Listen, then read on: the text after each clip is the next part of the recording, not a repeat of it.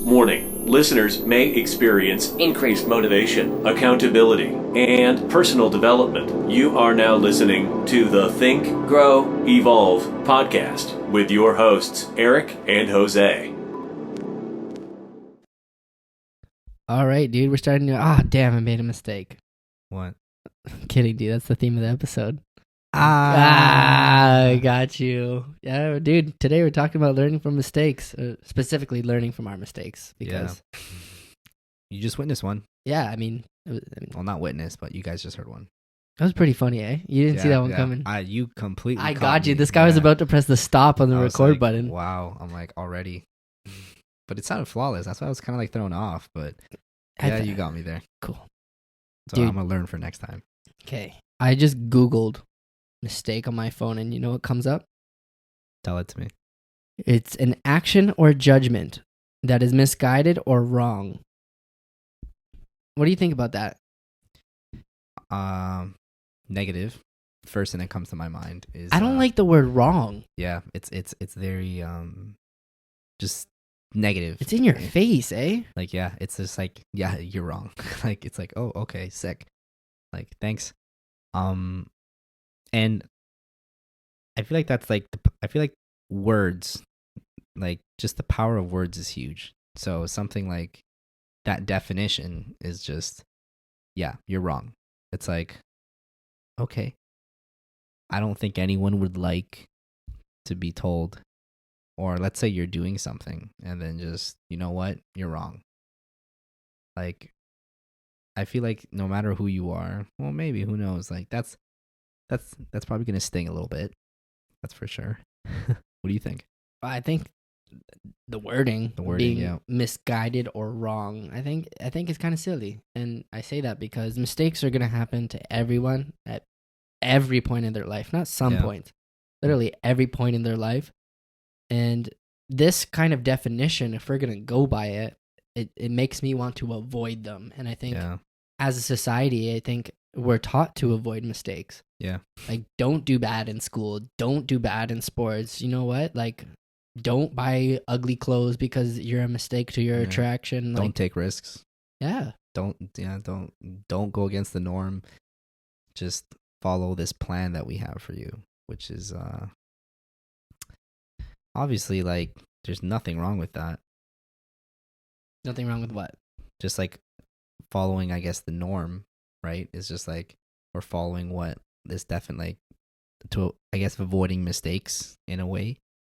But I feel like the most amount of growth you'll ever experience is learning from your mistakes and allowing them in your life. I also like to kind of rephrase the word of mistakes.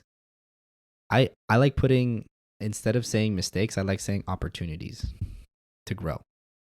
So let's say you do encounter a quote unquote mistake, or you're misguided in some sort of way. I like rephrasing that wording as to, okay, there's an opportunity for growth here. And just for me, just the changing in wording is powerful. So I like looking at, I like kind of like rephrasing that wording into opportunities. So. Okay, but let's say people obviously, and we're not saying like, oh, go ahead and go get some mistakes. Like, mistakes are fine. I think like your body naturally gives those negative emotions when we do experience most mistakes. Like, for example, getting rejected by a significant other. Have you ever gone for a kiss and then someone said no? Yeah. Whoa, that sucks. It's like sick. Have you ever applied for a job, gone to the interview, and they're like, "Yeah, you're not gonna make it." Yeah. Have you ever tried out for a sport team and they're like, "You know, your name's not on the sheet the next day"? Yeah, or you're just on the bench. So, I think the reason why I'm bringing that up is like your body will give you these responses. Your body's gonna make you feel these emotions: the shame, the guilt, the anger, the I should have done better, I should have done this, or I should have not freaking played League of Legends all night last night during that test. And I think instead of being mad at those emotions, like, oh, I'm so mad right now, I don't want to do this ever again, I think instead you should recognize that your body is telling you something. Yeah. Like if you're upset or you have shame or guilt over something, over your actions, that's your body saying, dude, you don't want to, you ain't want to experience this no more. I mean, like, what happens when you touch a hot pan? Yeah. It hurts, and guess what? I guarantee you, the next time you're gonna be more aware, and you ain't touching that hot pan. Mistakes do the same thing for you. You're like, if you went to go to a job interview and you butchered it, you said some stupid stuff, and you just like you didn't prepare for it. Your body goes, "Oh my god, I didn't prepare. That sucks. I hate this place. I hate myself," kind of thing. Instead of like getting mad at yourself and being like, "I'm a failure," kind of thing, be like, "Well, my body didn't like my actions there. Maybe I need to do something different."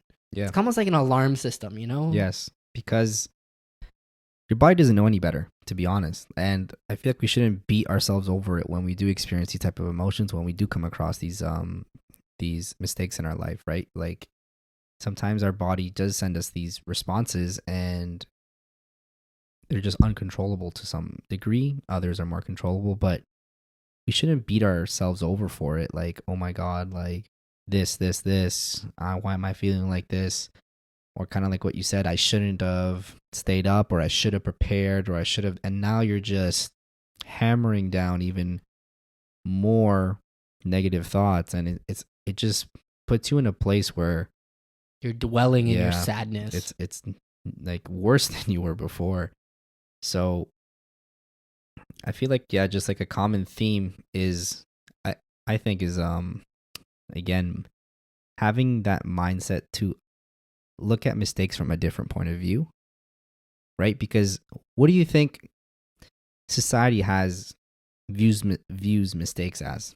Like, what do you see in social media now that's pretty trendy on mistakes or failures or stuff like that? I mean, I guess if you're gonna look at society, I think success is huge. So like if you're not successful, and I'm doing air quotes right now. Yeah. If you're not successful, if you don't have a specific body type, or you don't listen to the specific music, if you don't have a sufficient number of boyfriends or girlfriends or friend group or relationships or jobs or money, whatever, like these are all things that society has put on a pedestal for you to achieve. And if you haven't reached them, you're making mistakes. Right? Yeah. You're doing something wrong. Or you're a failure, or just one of these things.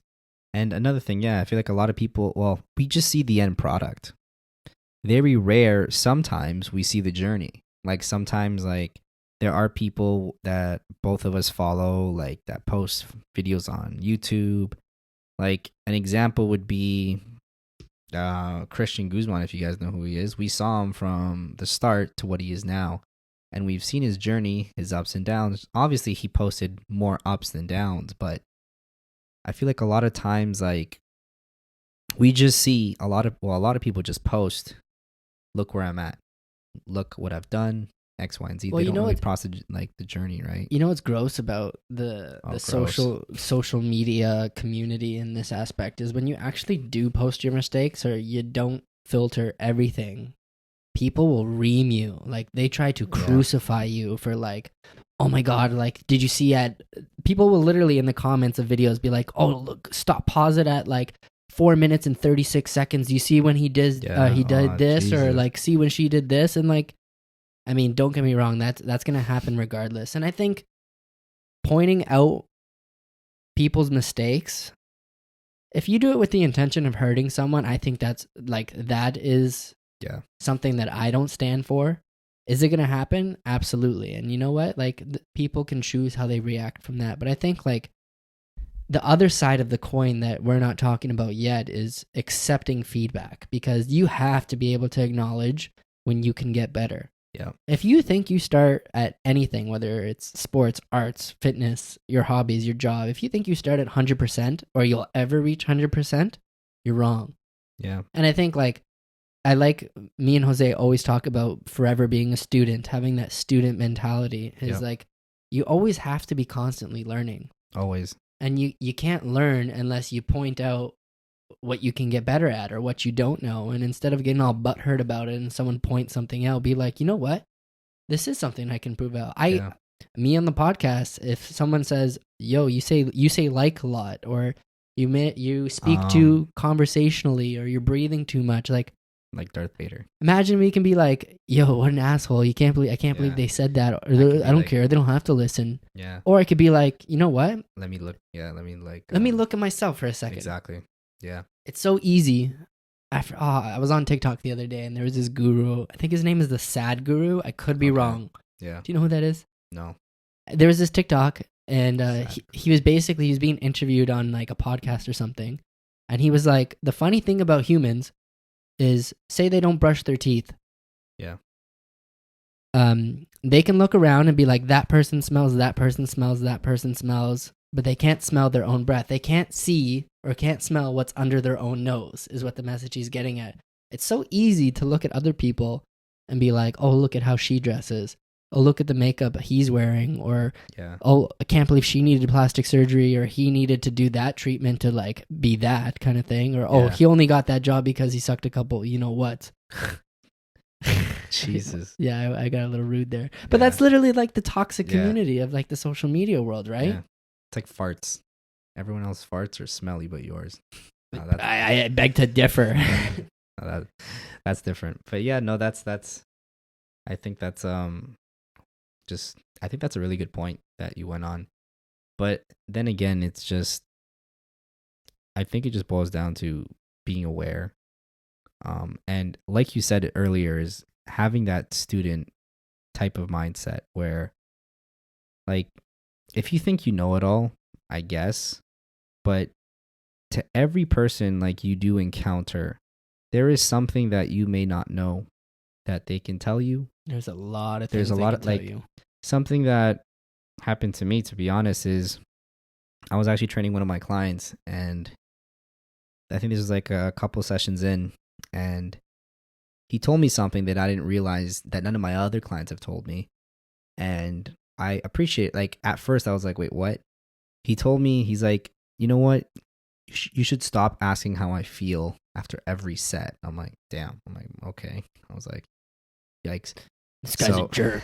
Like, a part of, like, the old me would have been like, yo, like, honestly, like, what the fuck? But the other part of me is like, I took a step back and I'm like, do I actually say this too much? And then I'm like, thank you. Like, honestly, if there's anything else that you don't like, I'm like, okay. And then I realized, I'm like, okay, let me not just be like that annoying guy after every set. How do you feel? How do you feel? Like, now I barely ask him, and it's a lot more smoother. You're like those computer softwares when you delete something. Are you sure you want to delete this? Duh, I right-clicked it. Yeah. But I'm not going to lie. For a split second, I was kind of thrown off. Yeah, and you were probably not even aware that you were doing that. And I was not aware. But I thank him for telling me that. And now, then on, I told him, I'm like, yo, if I ever do say something like that, call me out on it. And I have kind of adapted that into almost, well, obviously, some people do like me always asking them, and then others don't. But for him, I'm like, okay, I need to realize what I say, right? So just having that mindset of taking that type of criticism. So feedback, right? Feedback, yeah. Like whether that's from, there's another thing, like a lot of the times people will look to their supervisors or their seniors for feedback, but even people like for example, your client is someone that you're getting paid to help them. Yeah. And he or she provides you service as well. Yeah. Like you could learn from a freaking dog. Yeah. You can learn from anything. You can learn from a child. Like if we actually paid attention to what babies do, you know what's going to happen? There would be a lot less hatred in the world. There would be a lot less racism. There'd be a lot more mindfulness. Have you ever seen the way a baby looks at a remote control? Just so amazed. My point being is that you can learn from every single person. Yeah. And whether they're giving you constructive criticism or feedback or mistake, or they're pointing out your mistakes, whatever language you want to use, right? Yeah. But I think like there's no ifs, ands, or buts. Like making mistakes can suck, right? Oh yeah. Like we're not gonna say like, oh, like be happy when you screw up. Oh, imagine a doctor who screws up a surgery. You think I'm gonna say that's a learning opportunity? You don't be sad about it. No, that's a mistake. Or it's all mistakes, but but I still think the appropriate response of that doctor is to learn from his mistake. There's no ifs, ands, or buts. Every expert you see in any type of field, like I'm pretty sure they have a lot of experience under their belt, and they didn't just start as an expert. So usually like an expert surgeon, if he specializes in something, if you go to him, typically it's not his first surgery. He's probably had a couple years, definitely, like you said, a couple mistakes. And I feel like that's another huge point, is what to do after those mistakes. So learn from your mistakes and not dwell on it too much, because I feel like we've all been victims of dwelling on our mistakes and then not evolving or growing from it. And then later down the line, a similar scenario may happen and you repeat that same mistake. I think this is something a lot of people can relate to, but one example of making a mistake that benefits you is the first time you drank too much. Yeah.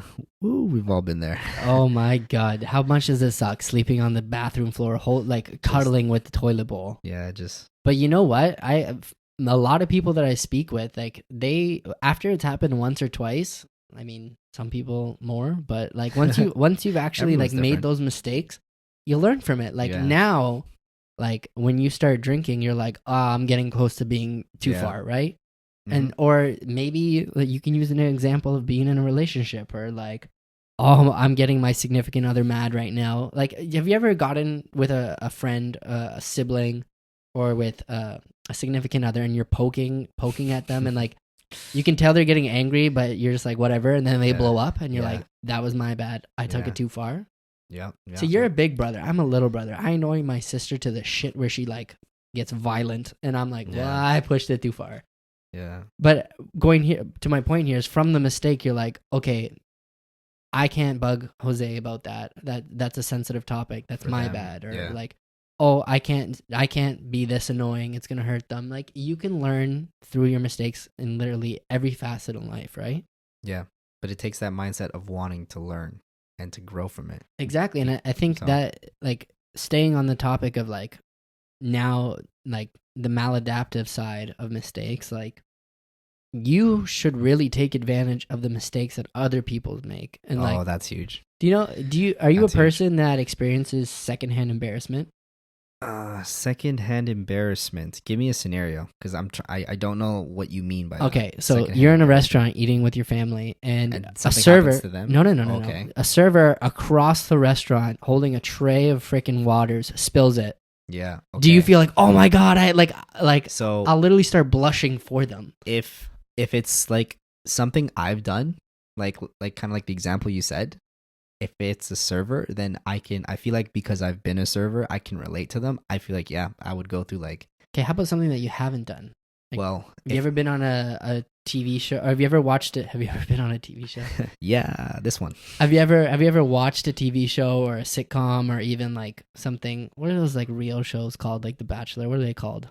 Like reality TVs? Yeah, reality TV. Okay. And like you see someone make like an awkward remark. Have you ever watched like those first time dating shows? And like the guy was like, says something really awkward, and the girl's like, it's like really uncomfortable, and you're like, oh my God, why did he say that kind of thing? No, I haven't seen those. The only ones the only thing that comes to mind is that trendy Big Ed guy. Like 90 Day Fiance. Neck Ed or something? Yeah, 90 Day Fiance. That's the only thing I think of, but it's just trendy. But no, I haven't seen those reality TV shows. Secondhand embarrassment is so powerful for me. And like does it happen to like anything? Anything? I'm a blusher, and my family points out my blushing, so I'm super self-conscious about blushing. So when I'm blushing, I feel super embarrassed, like beyond normal, because like my aunts and family would be like, oh, look at him, he's blushing. So like, so cute. Now when I look at other people making mistakes, I can be honest, a lot of the times I'm not the judging type where it's like, oh, look at him, he's screwing up, or look at her. It's more like, you know what? Thank you for making that mistake, because I don't want to make that on my journey, kind of thing. I see. So you want to learn from them. Yeah, and I think school is huge for that, because like we have so many classmates, right? And I go, like in my master's program, I'm going to a private school. So there is my cohort, or my selection of students is really tiny. There's like 19 of us.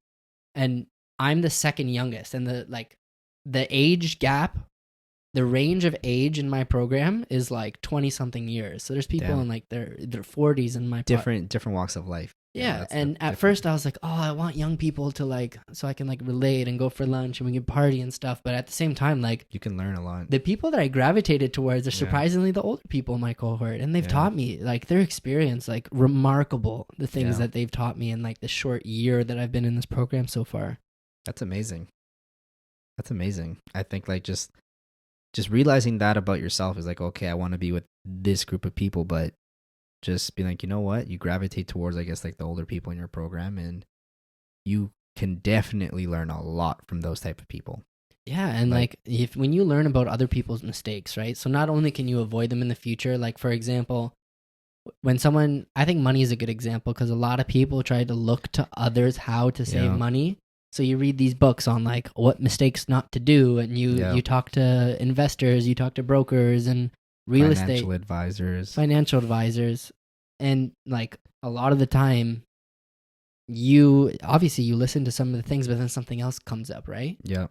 So you have to be able to like, fitness was a huge thing for me in that, because like I tried to copy what people would do. Like people on Instagram and YouTube were showing their exact full day of eating. So guess what I'm having for breakfast? Egg whites and oatmeal again, because that's what he's eating. Oh, for lunch he does ground beef with this barbecue sauce with white rice. Do the exact same thing. I'm going to do the exact same thing and not make his mistakes. But then guess what?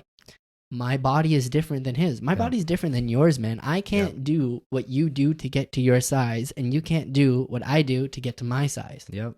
It's like, so you got to take it with a grain of salt, right? Everyone's different. Everyone has their own strengths and weaknesses. Everyone's individual. And just coming on to, I guess, learning from other people's experiences is I did a couple things, a couple mistakes, sort of say.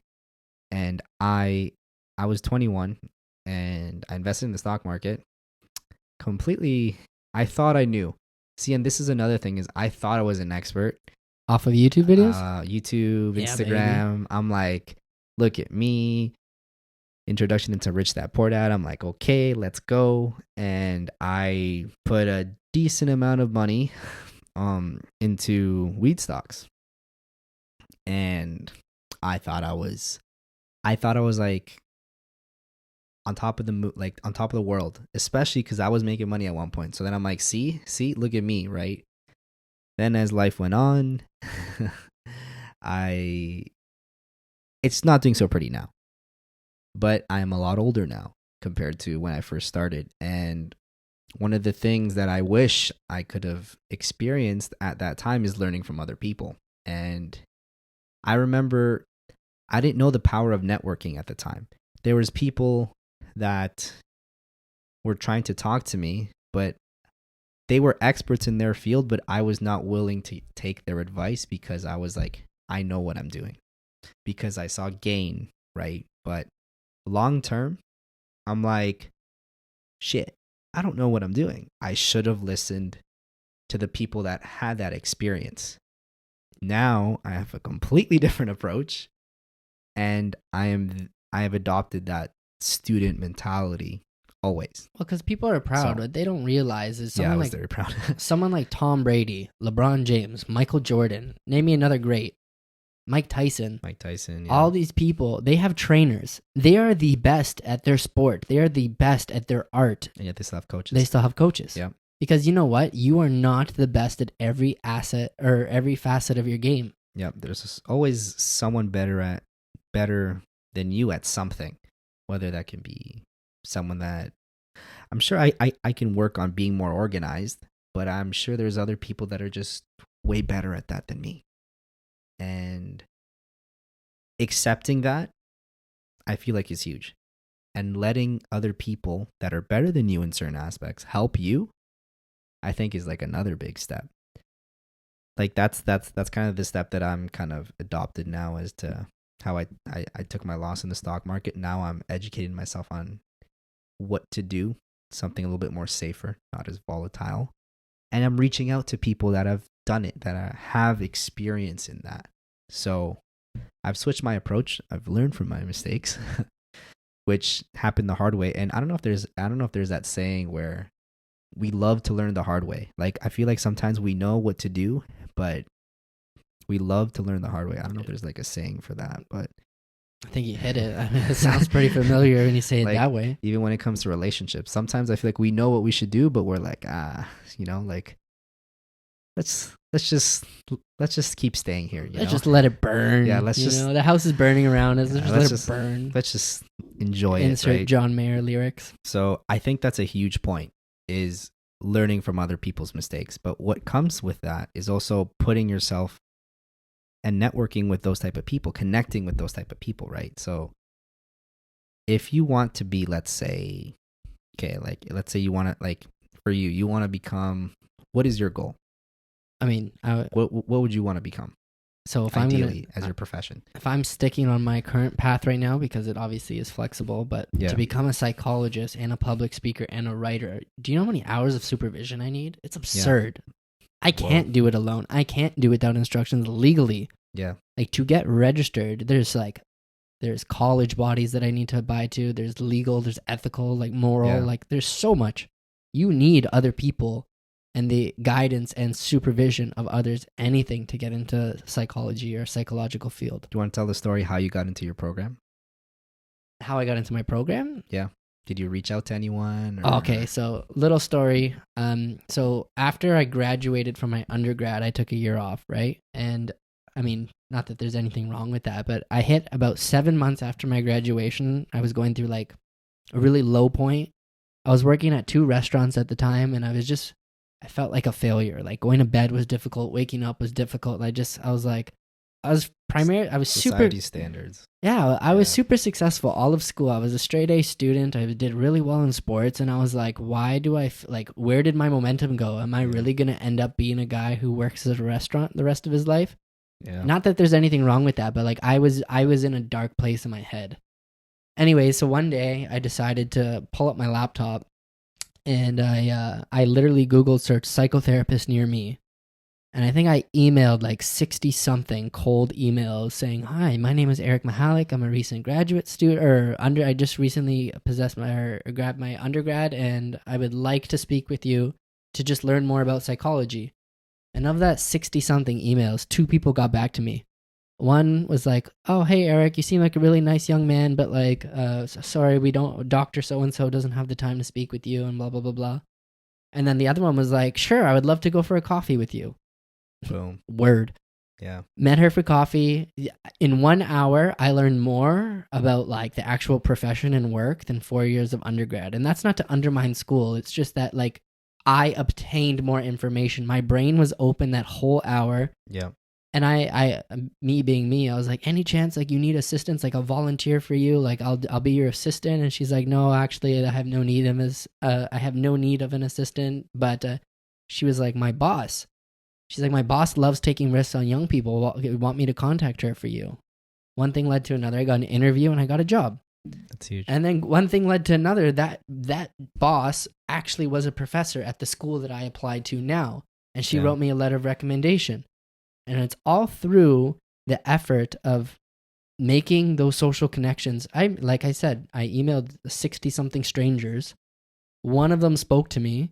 Yep. They got me a connection who got me a connection to go to school. Domino effect. It's crazy. And all of that, like that wouldn't have happened without the first initial effort, right? The first step, man. Thank God you shared that story. I'm like, I think like that's just in general just huge as just a real life example. Something that you went through is just like everyone, I guess, has those moments where you could be 24, 25, 26, 30, 40, where you don't really know or you're not up to society standards, right? But something you did that I really liked is you took action, right? And you went to people that are in the field that have already done it. And I feel like that's another huge thing is, I don't know about you, but I don't know if that was easy. That takes some courage just to speak to random people, put yourself out there and just be a sponge. It does, but it's like definitely worth the quote unquote risk. Yeah. And I feel like if we could normalize that, if we could encourage that, like, and you'd be surprised, right? Obviously he sent a bunch of emails, but all it takes is one or two people to get back Literally. to change your life, right? So I feel like if you have gone through like people guiding you, mentors, there's a lot of those type of people out there. If it lines within your specific goals, then reach out to people. Like, and also on the flip side of that is if someone reaches out to you, don't be quick to shove them away. Like, No. what if one sentence of information that you can give them changes their life? Yeah. Power of words. And see, that's the thing, right? Like, you have multiple ways of approaching your mistakes or your choices. And like, I'll give another story of like the first time I got cut off of a sports team. I think I was like 11, 12. I didn't try out for another sports team for maybe 5-6 years because I was so distraught. Because I remember I was on the team already and I was already talking to my friends. Like, I was like acting like I was already on the team. We were talking about it. Yeah. Next day, my name's not on the list. I never got a phone call. And then I sulked. I hated the coach. I made excuses when my friends were like, oh, why aren't you on the team? I was like, oh, I was injured. Oh, I wasn't doing it. Or I wasn't into it this year, so I pulled out. I lied. Mm-hmm. Instead of taking accountability. But then 10 years later, 12 years later, now it's about, you know what? I'm getting all these rejections to set me up for the one yes. And with that one yes, I'm going to run with that. That's huge. That's huge. Hopefully, like, we can start, I guess, getting people more confident or just looking at mistakes from like a different point of view. And there's obviously going to be that period where you are uncomfortable. I guess that's just like we said earlier, it's like a normal state. But if you can push past through that, learn from it, and grow. Well, dude, it's like the quality versus quantity principle. Yes. There's that study by, I think his name was Jerry Uelsman or something like that. He was a professor at the University of Florida in a photography course, and what he did is he divided his class into Group A and Group B down the middle. So Group A, he goes, you have 1 month. You guys have to submit quantity of pictures. So if you submit 100, you get an A. If you submit 90, you get a B. If you submit 80, C, etc., etc. Okay. Group 2 is the quality. You have 1 month to submit one perfect photo. Like, I'm grading you on this one photo. So Group A, I'm grading you on the quantity. Group B, I'm grading you on the quality. Yeah. What the professor actually found was, regardless of what group, the quantity, so Group A, the quantity group, every single picture that they took was better than the one picture Group B took because they had all of those attempts to make the mistakes. What do you think about that? That's like a perfect analogy of life. As to, I feel like I've been a victim to this. Is sometimes like we want to focus so hard on to not make a mistake and how to perfect one thing, especially without even starting. Exactly. Yeah, like we overanalyze, we try to over prepare, we try all these things, right? And then we get stuck in I think there's like a term, analysis paralysis, where we're just there. We're analyzing, we're thinking, and you're just stuck. Compared to if you just start, if you just go do it, you're gonna get some hiccups, like some things along the way. But you'll learn from those experiences, and then you can, let's say, your next project. How long did it take us to start this podcast? Because we didn't want to be bad. Yeah, we didn't want to make a mistake. We didn't want to stutter. We didn't want to say Yeah, we didn't want to breathe. We didn't say like a bunch of things, right? But another thing, I look at this as also an opportunity to improve my communication skills. So that's one of the things that I like looking at. Not mistakes in general, but just anything like in like sort of quote unquote life. What about you? What do you mean? When it comes to like, what was one reason as to why, I guess, we took such a long time to start this? Laziness, fear, anxiety. Like, there's so much that went into it. And I, like, as I mentioned before, I'm a perfectionist where like things need to be perfect. So I wasn't willing to put content out there for the public to be able to look at the mistakes that I made, kind of thing. And I focus on mistakes, but you know what? Like, it got to the point where I cared more about getting better at this than caring about the mistakes that I'm gonna make. Like, I'm not saying that I might make, I'm going to make mistakes. And just accepting that, because that's life. right? But your mindset on when those mistakes come, I think, is huge, right? You know what I started doing that helped me a lot? Do you ever, I mean, I'm an avid YouTube watcher. I don't know if you are as much. Yeah. But I go to YouTube channels that I love. Okay. And you know the uploads bar or videos bar, whatever it's called? You know how you can like filter it? Instead of like most popular or most recent, I go oldest to newest. And I like watching their first couple videos just to see where they started. I mean, a lot of YouTubers, they delete their original videos because they were so bad kind of thing. But other people leave them. And you're like, wow. Like, not only look at how much they've grown, but more like, if this is where like their chapter 1 was and you see their chapter 40, you're like, there's hope, right? Oh, yeah. Like you look at Joe Rogan's first podcast ever. I personally haven't listened to it, but like I've heard stories of how like it was awkward. There was weird breaks, awkward silences. The audio was whatever. Now this guy posts like daily 3-hour episodes and people are like flocking to it. Yeah. It's amazing. And he's a really good listener. Like he like just from like you can tell he's grasping a lot of the content in those 3 hours, which I think is not easy to be very like into the content or just the conversation for 3 hours. That is, I don't think you just develop that overnight. It's his nootropics that he sells. What's it called? On it, nootropic. It's I get the Instagram ads for it every day. You don't get them? No. I don't. They're targeting you. They are. They're listening to me. You. They're like, oh, this guy likes optimal functioning. We'll give him some nootropics. They're targeting you. You know what the problem is too? I click the ad. Really? I click the ad. So now like I get the ad all the time. If you click an ad, you will get like... Yeah, then it's game over. Did you learn from that? Yeah, like how to get tempted into buying stuff. Oh, dude. You know what? This is going to get on tangent. I was going to say, have you ever seen those like anime like credit card covers? You click that ad too. You never seen it? No. I've seen like sweaters and stuff. No, so like you know your credit card? Yeah. They have anime card covers where you can get like... That's sick. I've never seen that. Oh, dude. I've never seen it looks so cool. That. And like they keep a spot for your chip so you can still tap and spend that money. No way. Yeah. Oh, you're going to have to... like, you know Hunter x Hunter, the pass? Yeah. Like when they play the... Yeah. That's really... Okay, yeah. We're definitely going to have to talk about that off air. What were we talking about? This was we were going on Joe Rogan. Joe Rogan, and well, the main thing I love that you pointed out, and just from our experiences, just learning from them, and a huge thing is learning from other people's experiences. So, if anyone listening wants to, I guess, have like when it comes to you come from that type of background. Let's say someone's trying to apply to that type of program, or if they need connections, they can ask you towards what can I do? What would you recommend? How is it like? Blah, blah, blah, blah, blah.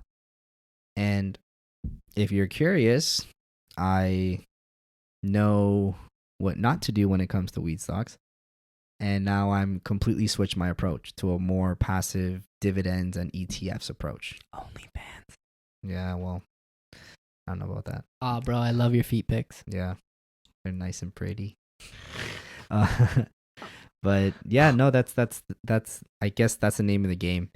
Oh, it was called Alpha Brain. That's the stuff Joe Rogan sells. Don't tell me you haven't heard of Alpha Brain. No, I haven't. Wow. Well, I hope some of you guys listening know what Alpha Brain is, so I don't feel like a loser. Well, I'm pretty sure someone probably. I don't know. It just does not ring a bell to me. It does not. But that's definitely something I will look into. But, okay. Anything else, I guess? That would be when it comes towards... Like, how would you say you are now when it comes to, like, the mistakes that you encounter, like, in your day-to-day life? Like, has your approach changed? Are you more aware? Honestly...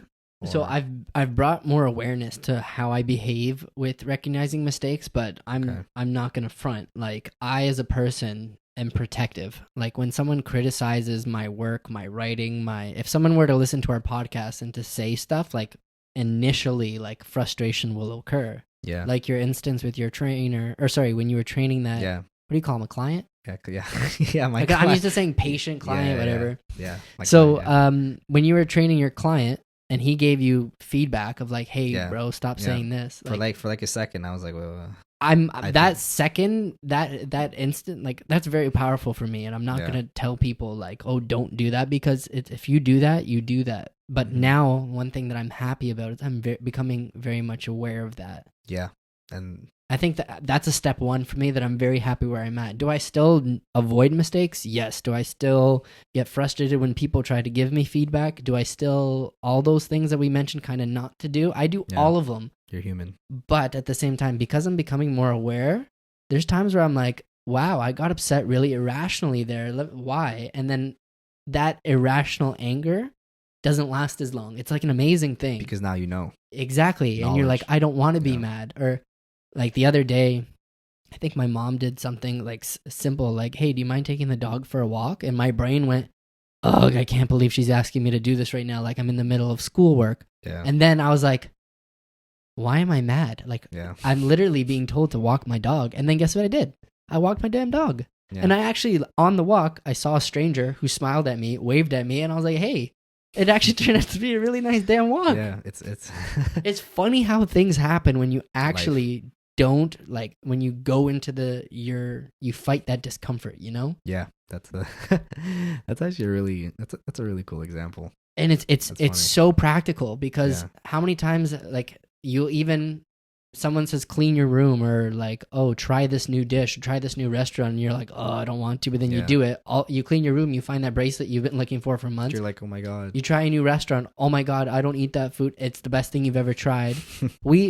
I introduced, no one knows this as well as we do, but I introduced Jose to this Vietnamese restaurant, and now like we were at the point where we were going like 3 times a week. Yeah. And then the owner knows us, and he every single time that we go to this restaurant, him and his wife come out to talk to us for like 30 minutes. Yeah. And it's become such a happy thing. Yeah, we just talked, just update life, just little, and it's funny how it started. Like it's funny, just we went to a restaurant and now it's developed into like a lifelong connection. The first time Jose looked at this dish, he gave me the look like, what the hell is this kind of thing? Yeah.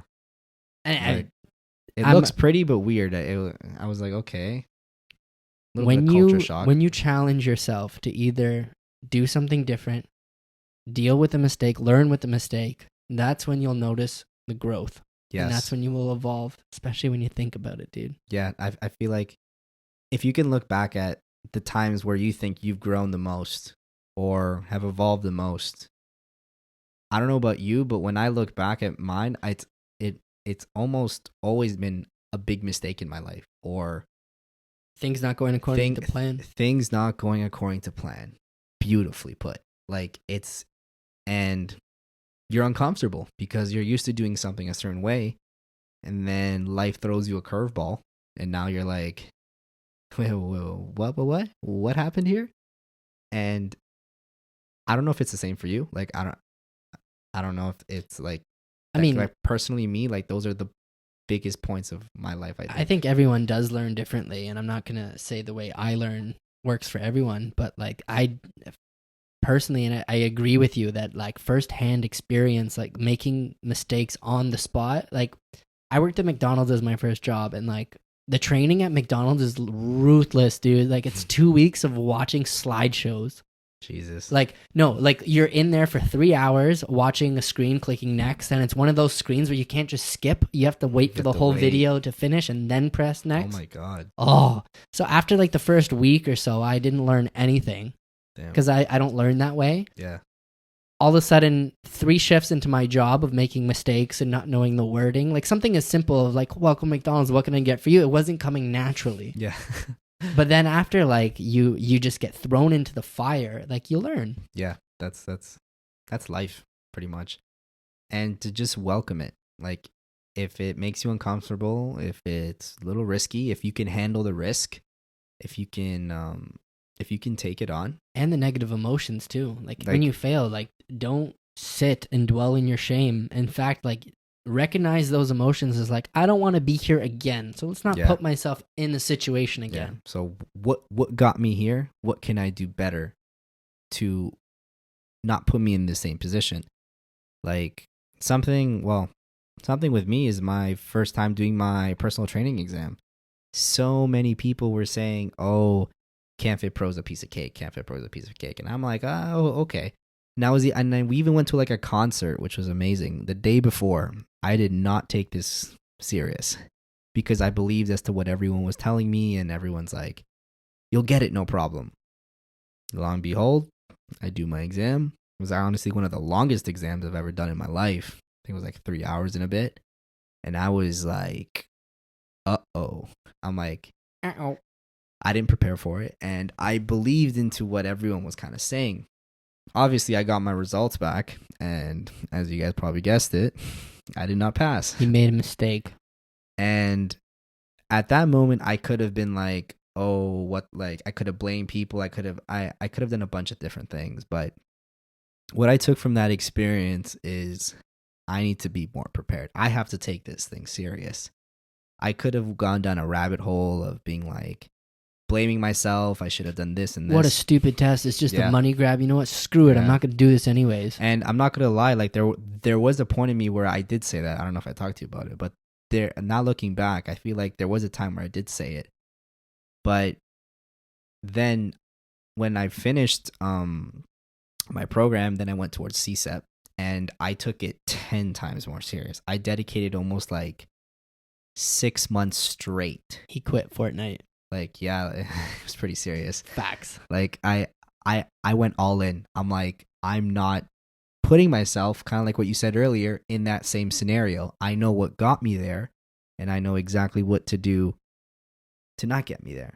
Exactly, man. And I think your example right there is perfectly sums up and illustrates what we're trying to tell people. And it's like, not only should you choose to learn from your mistakes, but for future mistakes. Yes, prepare. Not avoid, prepare. Because life gets harder. And also learning from the mistakes of other people and the impacts huge. of social networking, right? That's huge. Huge. Yeah, man. I love that.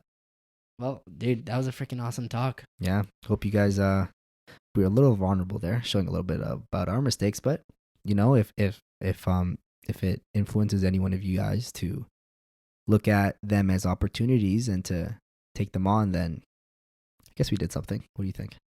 Yeah, I think if any of you want to reach out to us on our socials, whether through the podcast, however, if you want to even speak about this in your social peer groups, like let's make talking about our mistakes okay. Let's make broadcasting our mistakes okay. Yeah, because we all are human.